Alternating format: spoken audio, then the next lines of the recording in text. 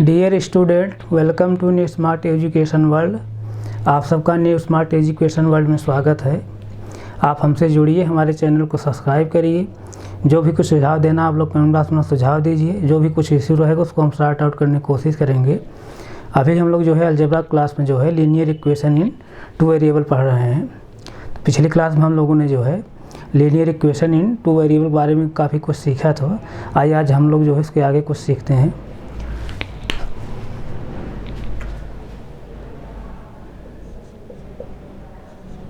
Linear equation in two variable.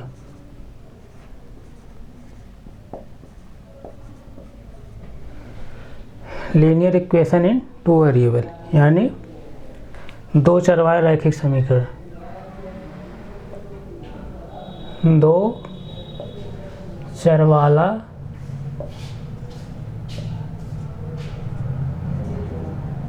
रैखिक समीकरण।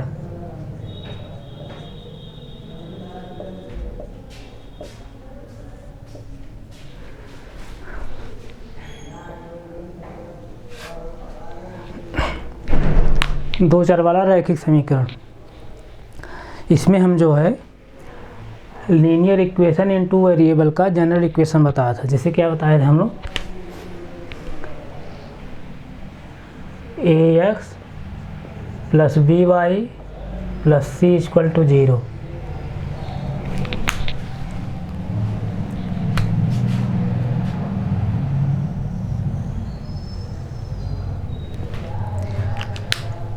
ये जनरल इक्वेशन है, किसका है? Linear equation in two variable का, यानी दो चरवाला रैखिक समीकरण का ये व्यापक समीकरण है। General equation, linear equation in two variable या general equation of linear equation in two variable, दो चरवाले रैखिक समीकरण के व्यापक समीकरण है। ये सब चीज़ें हम लोग जो है पिछली क्लास सीखा था। तो आइए इसके आगे हम लोग और कुछ सीखते हैं। जैसे देखिए, और हम लोग जैसे एग्जाम्पल एक बताए थे कि तमाम ऐसे इक्वेशन दिए थे जिसको हम लोगों को जो है ax plus B Y plus C equal to 0 form बनाना था। तो आइए हम लोग इसके आगे कुछ एग्जाम्पल के माध्यम से और सीखते हैं। जैसे देखिए,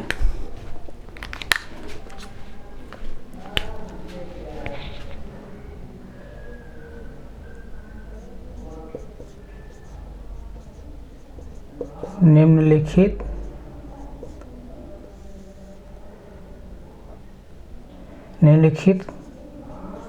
दो चरवाले रैखिक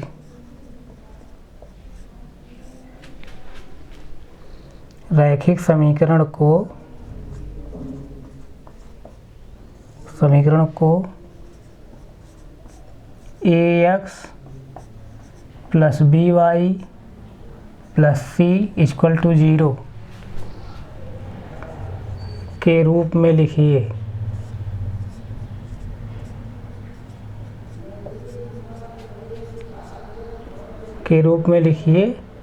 तथा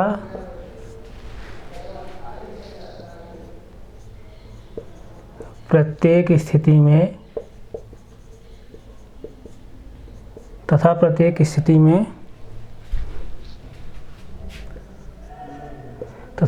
स्थिति में ए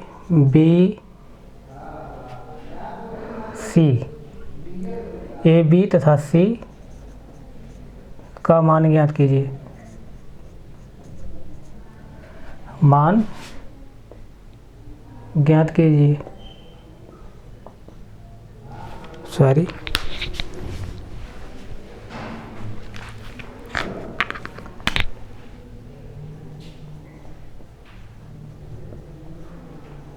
इस तरह से है।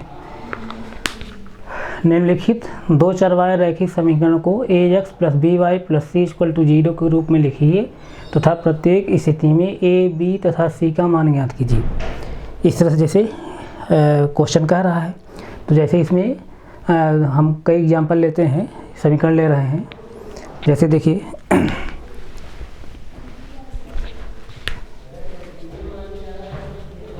जैसे पहला जैसे हम ले रहे हैं x minus Y upon 5 minus 10 equal to 0। जैसे कोई इक्वेशन है x minus Y upon 5 minus 10 equal to 0, इस तरह से है। इसको हमको किस फार्म लिखना है, A X plus B Y plus C equal to 0 form लिखना है। तो यहाँ से हम लोग कंपेरिजन करेंगे। देखिए A X plus B Y plus C equal to 0 form है। देखिए ए एक्स प्लस अब ए एक्स अब बी वाई और सी इक्वल टू 0 फार्म है, इस तरह से। अब यहाँ पर जो है जैसे देखिए ऐसे लिखिए, इसको कंपेरिजन कर लीजिए इससे। अब यहाँ पर देखिए इसका गुणांक कुछ नहीं लिखा गया है, इसका मतलब क्या है, ये इसका गुणांक कितना है, 1 है। जैसे देखिए 1 इंटू एक्स, इस तरह से। अब यहाँ पर देखिए y के जो गुणांक है 1/5 है, 1/5 है। तो यहाँ क्या लिखेंगे, माइनस 1/5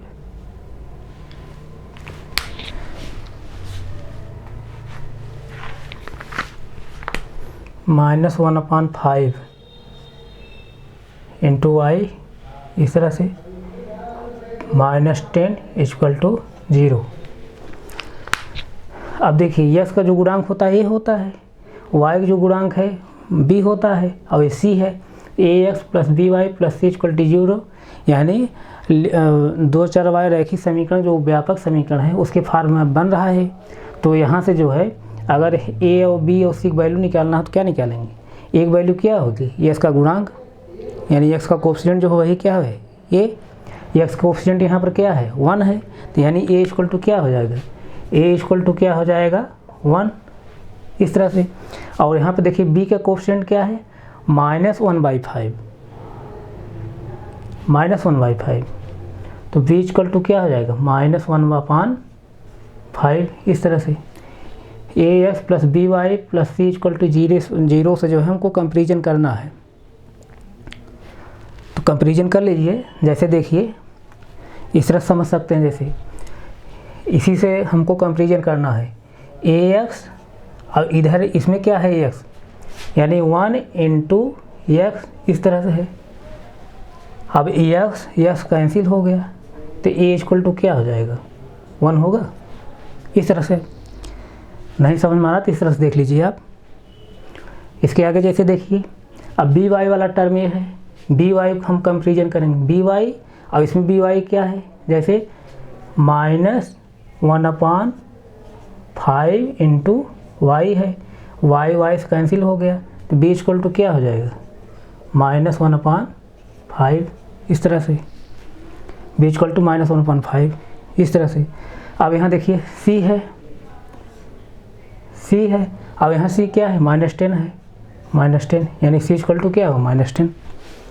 वही कहने के से क्या है, ये जो समीकरण दिया गया है A X plus B Y plus C equal to 0, हम क्या कर रहे हैं, कंपेरिजन कर रहे हैं, तुलना कर रहे हैं। यहाँ कोई कन्फ्यूजन नहीं होगा, इस तरह से निकालते हैं। नोट करना चाहें नोट कर सकते हैं आप।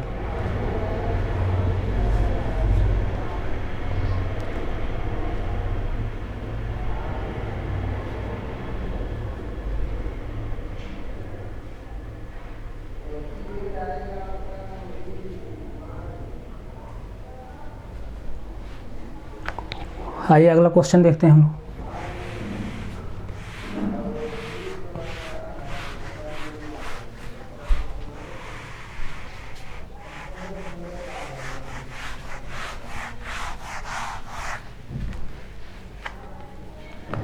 जैसे दूसरा कोई समीकरण दिया गया है, उसको A X plus B Y plus C equal to 0 form लिखना है और ए बी सी की वैल्यू हमको फाइंड आउट करना है।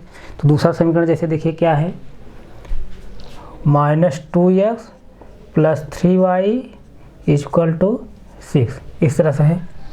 -2x plus 3y equal to 6, इस तरह से दिया गया है। अब इसको हमको किस फार्म बनाना है, A X plus B Y plus C equal to 0 form बनाना है।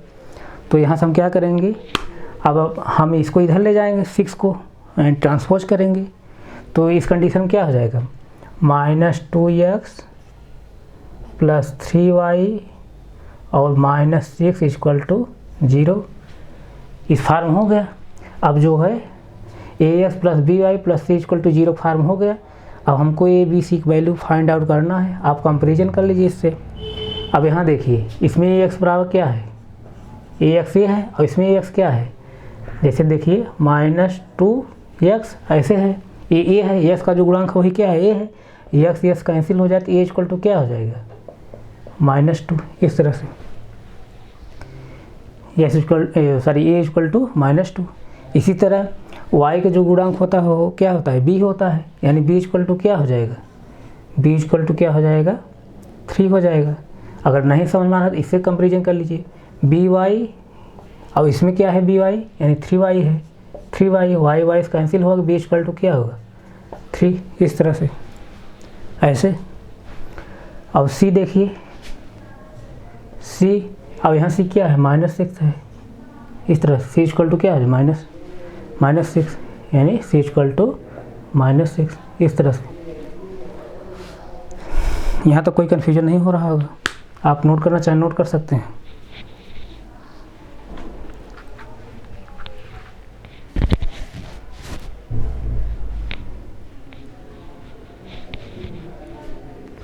आइए हम लोग दूसरा एग्जाम्पल लेते हैं।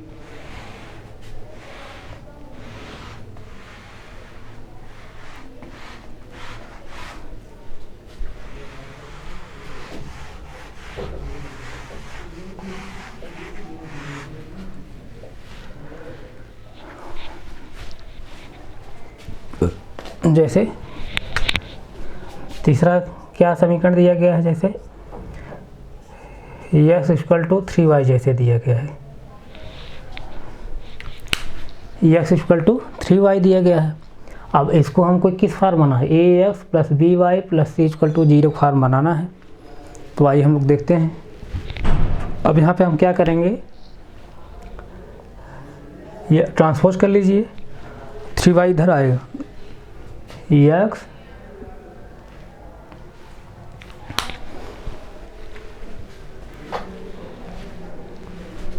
जैसे देखिए x माइनस 3y और हमको A X plus B Y plus C equal to 0 form बनाना है। अब c यहाँ क्या है, c कुछ मान लीजिए, c इक्वल टू मैं जैसे 0 मान ले रहा हूँ, c वाला पद नहीं दिया है, c हम क्या मान रहे हैं 0 मान ले रहे हैं। अब इक्वल टू क्या हो जाएगा 0, इस तरह से। ध्यान समझिए, A X plus B Y plus C equal to 0 form बना रहे हैं। अब समीकरण क्या दिया गया है, A x equal to 3y, यही दिया गया है। इसी को हम जो है A X plus B Y plus C equal to 0 form बना रहे हैं। 3y हम उधर कर दिए, ट्रांसपोज कर रहे हैं, इधर प्लस है प्लस 3y है, उधर जाए क्या हो जाएगा -3y हो जाएगा। अब c की वैल्यू यानी c का पद नहीं दिया गया, c का टर्म नहीं दिया गया है, तो c वाला जो पद है उसको हम 0 मान ले रहे हैं।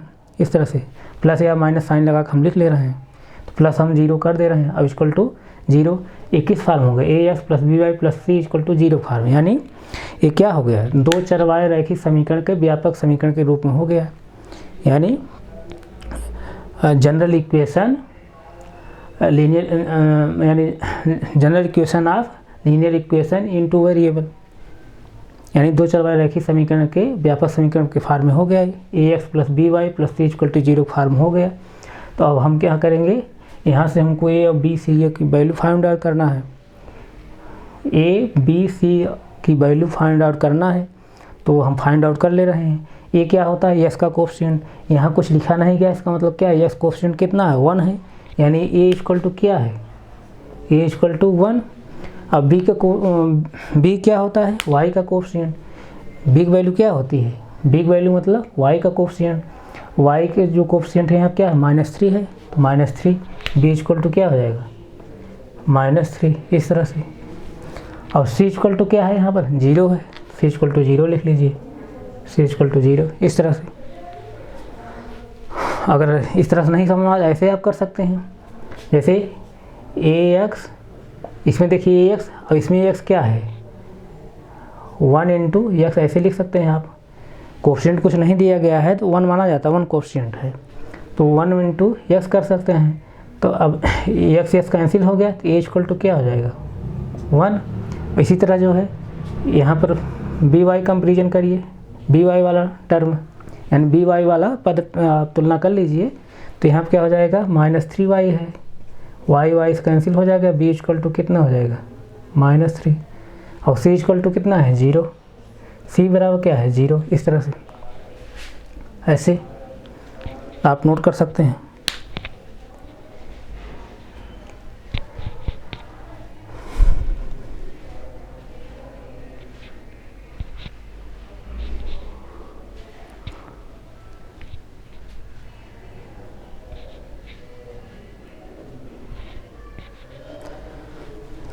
आइए अगला कोई एग्जांपल हम लोग लेते हैं।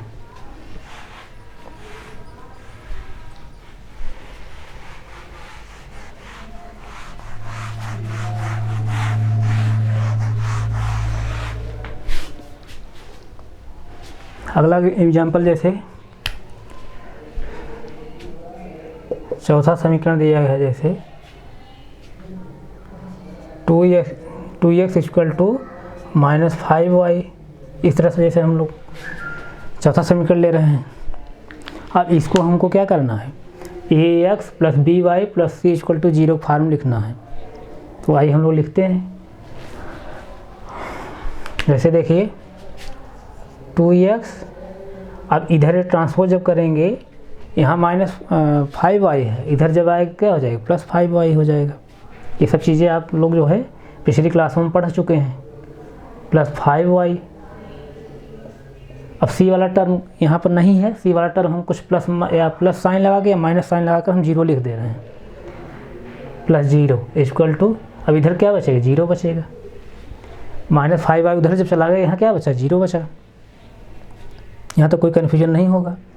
और अब हमको क्या करना है, ए बी सी के वैल्यू फाइंड आउट करनी है। ए क्या होता है x का गुणांक, x का गुणांक क्या है 2 है, यानी a इक्वल टू क्या 2। b क्या होता है y का गुणांक, यानी y का कोफिशिएंट, b इक्वल टू क्या है, यहाँ y का कोफिशिएंट कितना है 5 है। c इक्वल टू क्या है 0 है, c इक्वल टू 0। इस तरह से यही वैल्यू फाइंड आउट करनी है। यहाँ तो कोई कन्फ्यूजन नहीं होगा।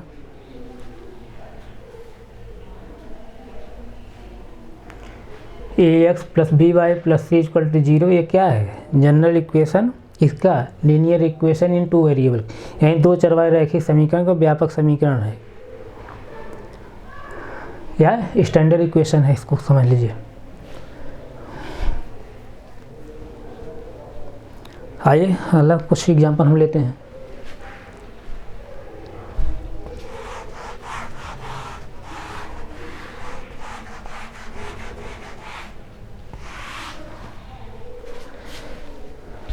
जैसे पांचवा एग्जांपल ले रहे हैं हम।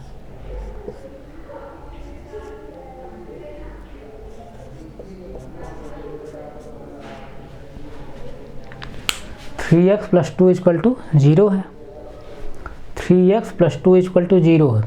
इसको हमको किस फार्म बनाना है, ax plus by plus c equal to 0 form बनाना है। तो आइए हम लोग देखते हैं। अब यहाँ देखिए इस इक्वेशन में y वाला पद नहीं दिया है, y वाला पद नहीं दिया है। y वाला पद क्यों नहीं है, इसका सेंस यहाँ पर ये कि y का जो गुणांक है वो 0 रहा होगा। y का गुणांक जब 0 रहा होगा तो 0 को जब मल्टीप्लाई y करेंगे तो क्या होगा, वो वैल्यू क्या हो गया 0 हो जाएगी। अर्थात क्या है y वाला पद क्या हो जाएगा 0 हो जाएगा। इसीलिए क्या है यहाँ y वाला पद नहीं है। फिर से एक बार समझ लीजिए, 3x प्लस 2 इक्वल टू 0 है, इस तरह से दिया गया समीकरण। इसको हमको ax plus by plus c equal to 0 form बनाना है। लेकिन यहाँ पर y वाला पद नहीं है। y वाला पद क्यों नहीं है, y वाला पद इसलिए नहीं है, y का जो कोफिशिएंट रहा होगा यानी b रहा होगा, जो वो क्या रहा होगा 0 रहा होगा। जब 0 रहा होगा तो 0 जब मल्टीप्लाई जब हम y करेंगे तो ये वाली वैल्यू क्या हो जाएगी 0 हो जाएगी, यानी y वाला जो पद है 0 हो जाएगा। इसीलिए है वहाँ पर y वाला पद नहीं दे रहा है। तो हम जो है जो 0 के फार्म हम लिख ले रहे हैं, यानी जो y का कोफिशिएंट b है जो 0 फार्म दिया था वो लिखा नहीं है, इसको हम लिख ले रहे हैं पूरा समीकरण। जैसे देखिए 3x अब प्लस जैसे 0 इंटू वाई ऐसे प्लस 2 इक्वल टू 0, इस तरह से। अब किसके फार्म हो गया, ax plus by plus c equal to 0 form हो गया है। अब हमको यहाँ से क्या करना है, ए बी सी की वैल्यू फाइंड आउट करनी है, यानी ए बी सी का मान ज्ञात करना है। ए क्या होता है, यक्स का कोएफिशिएंट, यक्स का कोएफिशिएंट यहाँ क्या है 3 है, तो यानी ए इक्वल टू क्या हो जाएगा, ए इक्वल टू 3। बी क्या हो जाएगा, वाई का कोएफिशिएंट, वाई का जो कोएफिशिएंट होता है वो क्या होता है, बी होता है, और बी की वैल्यू यहाँ क्या है, वाई जो कोएफिशिएंट है क्या है 0 है, यानी बी की वैल्यू क्या है 0 है, बी की वैल्यू 0 है। इसीलिए बी की वैल्यू जब 0 था तो इसमें इस वाले इक्वेशन जैसे वाई वाला टर्म नहीं था, वाई वाला पद नहीं था, क्योंकि 0 जब गुणा वाई में करेंगे तो पूरी वैल्यू क्या हो जाएगी 0 हो जाएगी, इसलिए यहाँ पर क्या है वाई वाला पद नहीं है। तो बी इक्वल टू क्या है 0 आया, और सी इक्वल टू क्या है 2, सी इक्वल टू 2। हमें उम्मीद है ये सब आप लोग समझ में आ रहा होगा, कोई कन्फ्यूजन नहीं होगा, तो आप नोट कर लीजिए इसको।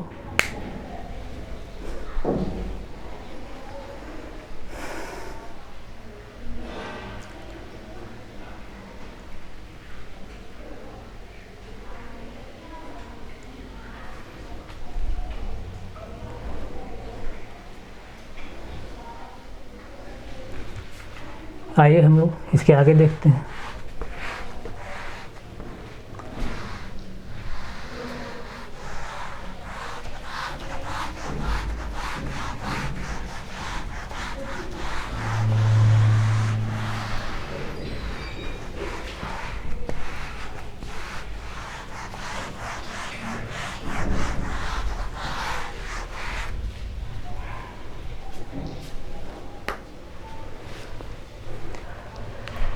अब इसके आगे हम लोग पढ़ेंगे लीनियर इक्वेशन इन 2 वेरिएबल का सलूशन, यानी हल, 2 चरवाहे रैखिक समीकरण का हल पढ़ेंगे, सलूशन पढ़ेंगे। अब पिछली क्लासों हम लोग क्या पढ़े थे, जैसे लीनियर इक्वेशन इन 1 वेरिएबल पढ़े थे, यानी एक चरवाहे रैखिक समीकरण पढ़े थे, और उसका हम लोग हल सीखे थे, एक चरवाहे रैखिक समीकरण का हल कैसे निकालते हैं, कैसे हल करते हैं, वो हम लोग सीखे थे। अब हम लोग क्या पढ़े हैं अभी, लीनियर इक्वेशन इन 2 वेरिएबल, यानी 2 चरवाहे रैखिक समीकरण पढ़े हैं। अब 2 चरवाहे रैखिक समीकरण का सलूशन हम पढ़ेंगे, हल पढ़ेंगे, कैसे सलूशन किया जाता है, कैसे सॉल्व किया जाता है, कैसे हल उसका निकाला जाता है। तो आइए हम लोग जो है लीनियर इक्वेशन इन 2 वेरिएबल का सलूशन देखते हैं। जैसे देखिए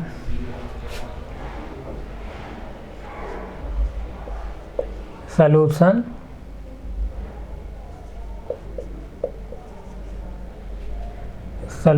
of linear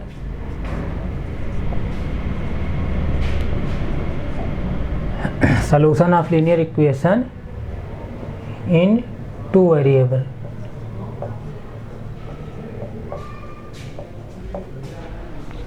solution of linear equation in 2 variable, यानी 2 चरवाहे रैखिक समीकरण का हल।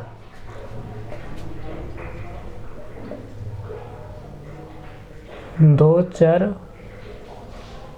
वाले रैखिक, इसी को रेखीय भी कहा जाता है, पिछली क्लासों में हमने बताया है। 2 चरवाहे रैखिक समीकरण का हल इस तरह से।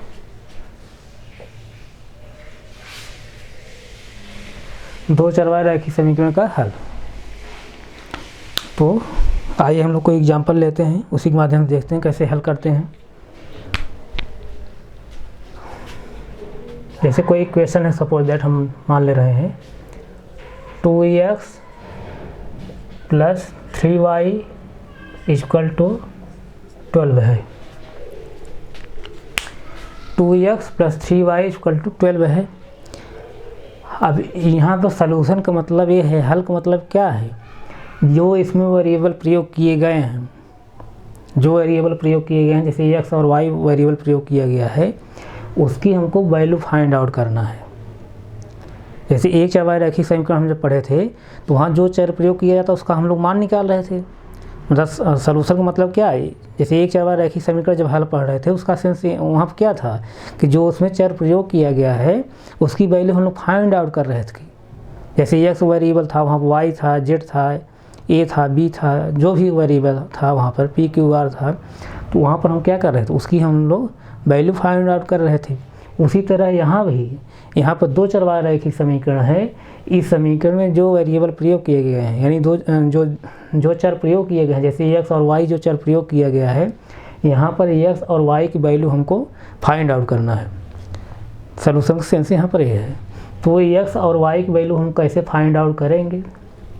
अब देखिए, पहली बात तो देखिए, जब दो चर हैं तो दो समीकरण भी होना चाहिए, तभी हम लोग आसानी से वैल्यू निकाल पाते हैं। लेकिन अभी जो है हम एक ही इक्वेशन लेकर समझ रहे हैं।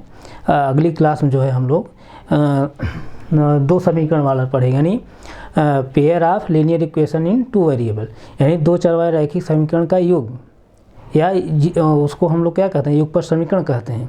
वो हम जो है अगली क्लासों में भी पढ़ाएंगे। अभी हम लोग जो है एक ही समीकरण से हम समझने की कोशिश करेंगे। तो यहाँ पर देखिए, solution of linear equation in two variable, दो चरवाहा रैखिक समीकरण का हल। तो यहाँ पर हल का सेंस यहाँ पे समझिए कि जो वेरिएबल प्रयोग किए गए हैं इस समीकरण में, उसकी वैल्यू हमको फाइंड आउट करना है। जैसे इस इक्वेशन में 2x + 3y = 12 जो है, इस इक्वेशन में कौन सा वेरिएबल प्रयोग किया गया है? x किया गया है, और दूसरा वेरिएबल क्या प्रयोग किया गया है? y। तो यहाँ पर हमको x और y की वैल्यू फाइंड आउट करना है। वो जो वैल्यू फाइंड आउट होगी, निकल कर आएगी, x और y का जो मान निकल कर आएगा, इस समीकरण रखने पर जो है बायां पक्ष और दायां पक्ष समान होगा। अगर बायां पक्ष दायां पक्ष समान हो रहा है, तब हम क्या कहेंगे कि जो वैल्यू निकल के आई है x और y की, वो वैल्यू क्या है, समीकरण क्या कर रही है? सेटिस्फाई कर रही है। और सेटिस्फाई जब कर रही है तो इसका मतलब क्या है, एक्स और वाई जो वैल्यू निकल के आई है, वही क्या होता है, उस समीकरण का हल होता है। अगर एक्स और वाई का मान रखने बायां पक्ष दायां पक्ष समान नहीं होगा, तो एक्स और वाई जो वैल्यू निकल के आई है, उस समीकरण का हल नहीं होगा। यही हम लोग सीखेंगे अभी। तो यहाँ पे क्या करेंगे, अब एक्स और वाई का हमको वैल्यू फाइंड आउट करना है, लेकिन समीकरण एक दिया गया है, इसलिए हम लोग जो है इसको जो है एक्स और वाई का जो वैल्यू हम निकालेंगे, जिसे अनुमान विधि से निकालेंगे। एक तरह से अपने से हम लोग जो है वैल्यू चूज करेंगे किस किस वैल्यू सेटिस्फाई हो रहा है। तो यहाँ पर जैसे हम देखते हैं, चाहे आप एक्स पहले ले लीजिए, चाहे वाई ले लीजिए, एक्स की वैल्यू अपने आप अपने आप से जो है अनुमान से जो है कोई पुट करते जाइए। जैसे सपोज दैट एक्स = मैं क्या ले रहा हूँ, 0 ले रहा हूँ, एक्स = 0 ले रहा हूँ, तो एक्स स्थान पर आप क्या रखेंगे, 0 रख दीजिए। सपोज दैट 2 × x प्लेस हम क्या रखेंगे, 0 रखेंगे, प्लस 3y = 12। इस तरह से अब यहाँ देखिए, 0 मल्टीप्लाई जब 2 करें क्या हो जाएगा, 0 हो जाएगा, प्लस 3y = 12 होगा। इस तरह से यहाँ कोई कन्फ्यूजन नहीं होगा। अब यहाँ देखिए, इसमें देखिए, अब 3y अगर हम यहीं रहने दें, 3y यानी 0 कोई मतलब नहीं है, लेकिन मैं आप समझाने की कोशिश कर रहा हूँ। 3y यहीं पर रहने दीजिए, 0 उधर जाएगा क्या हो जाएगा, यहाँ प्लस 0 उधर हो जाएगा, क्या -0 हो जाएगा, यानी 12 - 0।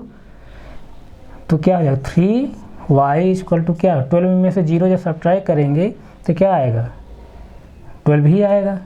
अब यहाँ देखिए, 3y = 12, तो y = क्या हो जाएगा, 12/3। y = क्या निकल के आया, 4। 3 4 जा क्या हो, 12 होता है, तो y = 4 निकल के आया है। यानी x का मान जब हम 0 ले रहे हैं, तो y का मान क्या निकल आ रहा है, 4 निकल आ रहा है। यानी x = 0 और y = क्या निकल के आया, 4, ये निकल के आया है। तो अब हमको चेक करना है कि क्या ये x = 0 और y = 4 इस समीकरण के हल हैं।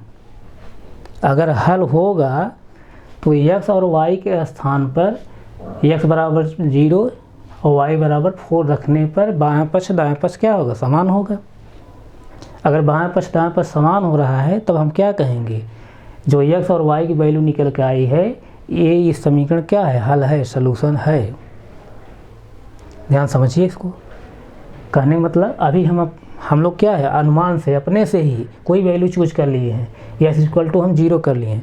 ये वाई, जैसे एक्स हम पहले लिए हैं, चूज किए हैं, आप वाई में भी चूज कर सकते हैं। ऐसा नहीं पहले एक्स का ही कर सकते हैं आप चूज। आप चाहे वाई पहली वैल्यू ले लीजिए कोई, और चाहे एक्स के ले लीजिए। तो मैंने पहले जो है एक्स का लिया है। एक्स इक्वल टू क्या लिया है, 0 लिया है। जब 0 लिया तो एक्स प्लेस पर हम 0 रखे हैं। जब 0 रखे हैं तो वो वाई वैल्यू निकल के आई है क्या, 4। यानी एक्स इक्वल टू 0 पहले लिया गया है और वाई वैल्यू निकल के आई है क्या, 4। यानी एक्स और वाई के मान निकल के आ गए। एक्स और वाई के मान तो निकल के आ गए। यही जो एक्स वाई के मान निकल के आए वही क्या होता है, इस समीकरण का सलूशन, यानी इस समीकरण का हल कहलाता है। लेकिन क्या वाकई में इस समीकरण का ये हल है, इसको कैसे हम समझेंगे? जब इस समीकरण में एक्स और वाई के स्थान पर एक्स बराबर 0 रखेंगे और वाई बराबर 4 रखेंगे, तो बायां पक्ष और दाएं पक्ष समान होना चाहिए। अगर बायां पक्ष दाएं पक्ष समान हो रहा है तब हम क्या कहेंगे, एक्स इक्वल टू 0 और वाई इक्वल टू 4 इस समीकरण का हल है, यानी सलूशन है। तो आइए हम लोग चेक करते हैं। जैसे देखिए समीकरण यही है, 2x + 3y इक्वल टू 12, यही है। अब एक्स प्लेस पर आप 0 रखिए। 2 × 0 + 3 × 4 इक्वल टू 12। अब यहाँ पर देखिए 0 को मल्टीप्लाई जब तुम करें क्या आएगा, 0 आएगा। प्लस 4 मल्टीप्लाई जब 3 करें क्या आएगा, 12 आएगा, इक्वल टू 12। अब यहाँ पर देखिए, अब 0 में 12 जोड़ें क्या आएगा, 12 ही आएगा। अब इधर क्या है, 12 आया। यानी क्या, LHS इक्वल टू RHS। इसका सेंस क्या, बायां पक्ष और दायां पक्ष क्या है, समान है। किस पर, एक्स बराबर 0 पर, वाई बराबर 4 पर। एक्स बराबर 0 पर और वाई बराबर 4 पर अगर बायां पक्ष दायां पक्ष समीकरण समान है तो इसका सेंस ये है क्या, एक्स बराबर 0 वाई बराबर 4 जो है इस समीकरण क्या है, हल है, सलूशन है। यहाँ तक समझ में आया होगा, कोई कन्फ्यूजन नहीं होगा यहाँ तक। इसको आप नोट कर सकते हैं।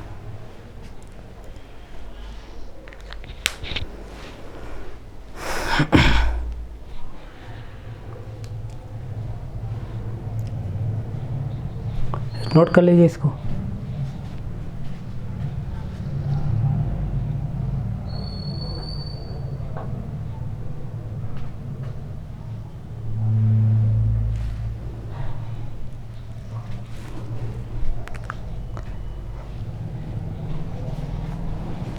आइए हम लोग और कोई वैल्यू लेते हैं।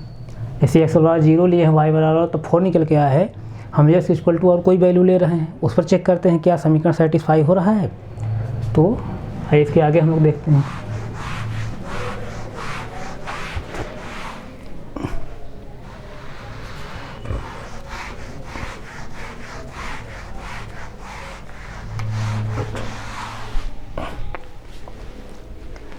अभी हम क्या लिए थे, एक्स बराबर 0 लिए थे।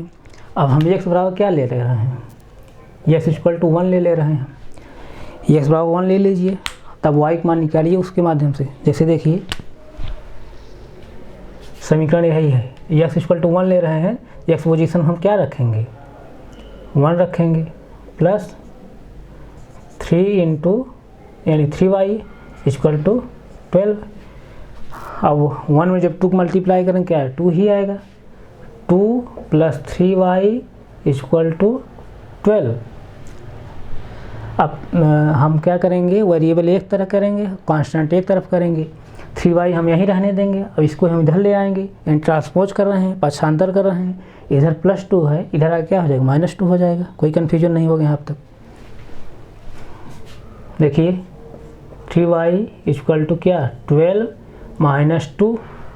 अब यहाँ क्या हो जाएगा, 3y इक्वल टू 12 में 2 जब सब्ट्रैक्ट करेंगे क्या आएगा, 10 आएगा, 10। और y बराबर क्या हो जाएगा, 3y इक्वल टू 10, तो y इक्वल टू क्या हो जाएगा, 10/3। y इक्वल टू क्या निकल के आया, y equal to 10/3। x value जो है अपने आप से हम जो है चूज कर रहे हैं। ऐसा क्यों हो रहा है? यहाँ पर एक ही समीकरण दिया गया है। अगर दो वेरिएबल है, 2 समीकरण देना चाहिए। 2 समीकरण वही नहीं दिया गया। ये सब हम अगली क्लास पढ़ेंगे 2 समीकरण वाला। अभी हम लोग एक समीकरण के माध्यम से समझने की कोशिश कर रहे हैं कि सलूशन कैसे निकाला जाता है। तो x इक्वल टू हम 1 लिए, अपने से हम लोग अनुमान से चूज करके लिए हैं। तो x बराबर 1 लेने पर जो है x पोजीशन हम समीकरण जो दिया गया है x पोजीशन हम क्या 1 रख रहे हैं।